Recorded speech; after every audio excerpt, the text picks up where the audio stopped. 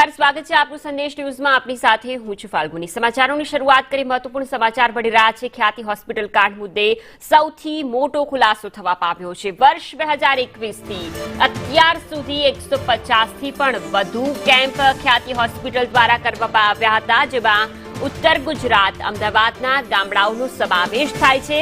Police તરફથી જે તપાસો કરવામાં આવી રહી છે, આ તપાસમાં હવે ચોંકાવનારા એક બાદ એક ખુલાસાઓ સામે આવી રહ્યા છે। સરેરાશ 20 જેટલા દર્દીઓને સારવાર માટે લાવવામાં આવતા હતા। પોલીસની તપાસમાં ઓપરેશનની 30 જેટલી સીડી પણ મળી છે। હોસ્પિટલમાં રોજના 2 થી 3 હાર્ટ ઓપરેશન થતા હોવાનો પણ ખુલાસો થયો છે। ખ્યાતિ હોસ્પિટલમાં 7 ઓપરેશનમાં 2 થી 3 દર્દીઓના મોત થયા। પીએમજય હેઠળ ચાલુ વર્ષમાં 20 ઓપરેશન કરવામાં આવ્યા।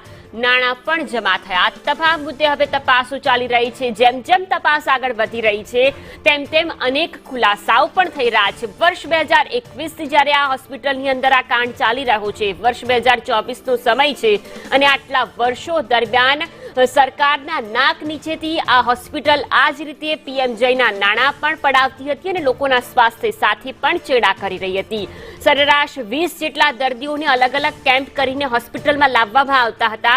જે વ્યક્તિઓને લાવવામાં આવતા હતા તેમને કોઈ પણ બીમારી ન હોય તેમ છતાં પણ તેમના હાર્ટ ચીરી દેવામાં આવતા હતા, જેમાં ખાસ કરીને ઉત્તર ગુજરાત અને અમદાવાદના વિસ્તારોનો સમાવેશ થાય છે, જ્યાં આસપાસના ગામડાઓના લોકોને ટાર્ગેટ બનાવવામાં આવતા હતા। કેમ્પ યોજીને અને ત્યારબાદ તેમને હોસ્પિટલ બોલાવવામાં આવતા હતા, જેમાં 20 જેટલા દર્દીઓને સારવાર માટે લવાતા હતા।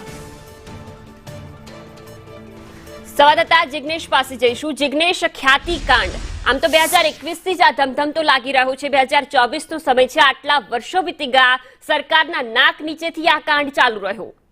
ખ્યાતિ છેલ્લા 3 વર્ષથી એટલે કે વર્ષ 2021 થી ખ્યાતિના ખાટલે મોતનો ખેલ ખેલાતો હતો, તેના પુરાવા મળી રહ્યા છે। વર્ષ 2021 થી અત્યાર સુધીમાં ખ્યાતિ હોસ્પિટલના સંચાલકોએ 150 થી વધુ કેમ્પ કર્યા હોવાની માહિતી સામે આવી રહી છે।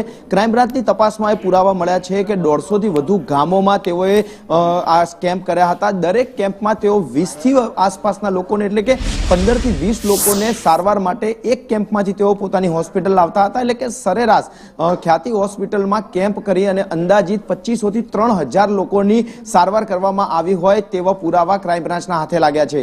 અંદાજિત જે 3000 લોકોની સારવાર કરવામાં આવી, તેમાં કેટલાક લોકોના હાર્ટ ચીરી નાખવામાં આવે તો કેટલાક લોકોને બીમારી ન હોવા છતાં તેમને બીમાર કરી અને તેમના મોતના બીછાને છોડી મૂકવામાં આવ્યા। ખ્યાતિ હોસ્પિટલમાં સારવાર લેનારા જો દર્દીઓની વાત કરવામાં આવે તો તેમને કોઈ પણ સર્જરીની જરૂર ન હોય તેમ છતાં તેમના હૃદયની બીમારી બતાવી અને તેમની એન્જિયોપ્લાસ્ટી અને એન્જિયોગ્રાફી કરવામાં આવતી હતી અને તેનો મૃત્યુ દર પણ અન્ય હોસ્પિટલો કરતા સખત વધારે હતો।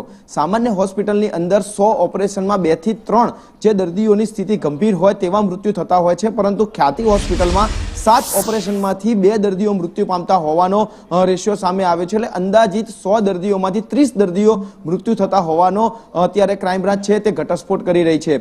મેડિકલ ટીમ અને સાથે જે ડોક્ટરોને સાથે રાખી તપાસ કરવામાં આવી રહી છે, તેમાં હોસ્પિટલના જૂના 23 જેટલા જે નર્સિંગ સ્ટાફ, ડોક્ટર અને સુપર સ્પેશિયાલિસ્ટ ડોક્ટર હતા તેમને નોટિસ પાઠવવામાં આવી હતી અને 3 ડોક્ટરોના નિવેદનની અંદર આ તમામ હકીકત સામે આવી છે કે કોઈ પણ દર્દીને પ્રી અને પોસ્ટ એટલે કે સારવાર પહેલા અને સારવાર પછી કોઈ પણ પ્રકારની દરકાર તેમની રાખવામાં ન આવતી હતી અને તે જ કારણ તેમના મોત માટે જવાબદાર હોવાનું પણ તેઓએ સ્વીકાર્યું છે।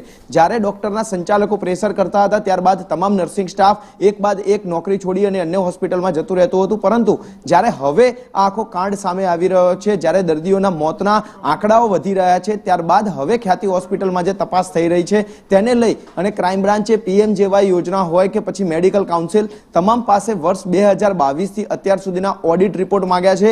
ઓડિટ કેવી રીતે કરવામાં આવી, ઓડિટમાં શું શું હકીકત સામે આવી, કેટલા દર્દીઓના સારવારનો રેકોર્ડ આપવામાં આવ્યો, દર્દીઓને કયા પ્રકારની ટ્રીટમેન્ટ આપવામાં આવી, દર્દીની સારવાર લીધા બાદ જ્યારે દર્દીને હોસ્પિટલમાંથી છોડવામાં આવે ત્યારે તેની સ્થિતિ કેવી હતી, તે તમામ રેકોર્ડ અને ઓડિટ માંગવામાં આવી છે, જેથી કરીને યોગ્ય અને પ્રોપર આંકડો સામે આવી શકશે કે આખરે પીએમજેવાય યોજના અથવા તો ખ્યાતિ હોસ્પિટલમાં જેટલા લોકોએ સારવાર લીધી છે તેમની સ્થિતિ શું છે, તેમાંથી કેટલા મૃત્યુ પામ્યા છે, કેટલાના ખોટા ઓપરેશન થયા હતા, આ આખી તપાસ બાદ હજી પણ જે સીઈઓ સંજય રાજપૂત સહિતના જે આરોપીઓ ફરાર છે તેના વિરુદ્ધમાં વધુ કડક કાર્યવાહી થઈ શકે છે.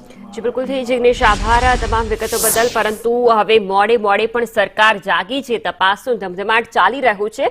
અત્યાર સુધી સરકાર ભલે અંધારામાં રહી હોય, આટલા બધા ઓપરેશન થઈ ગયા હોય, પીએમજેમાંથી નાણાં પણ હોસ્પિટલને પહોંચાડી દેવામાં આવ્યા હોય, પરંતુ તેમ છતાં પણ સરકારને જાણે આની કોઈ પડી જ ન હોય તે પ્રકારની સ્થિતિ આટલા વર્ષોની અંદર જોવા મળી. અને આ કાંડ ખ્યાતિ હોસ્પિટલ 3 વર્ષથી ધમધમાવી રહી હતી, પોતાનો ધંધો જે ચલાવી રહી હતી તે હવે ઉજાગર થઈ રહ્યો છે અને અનેક ખુલાસાઓ પણ થઈ રહ્યા છે.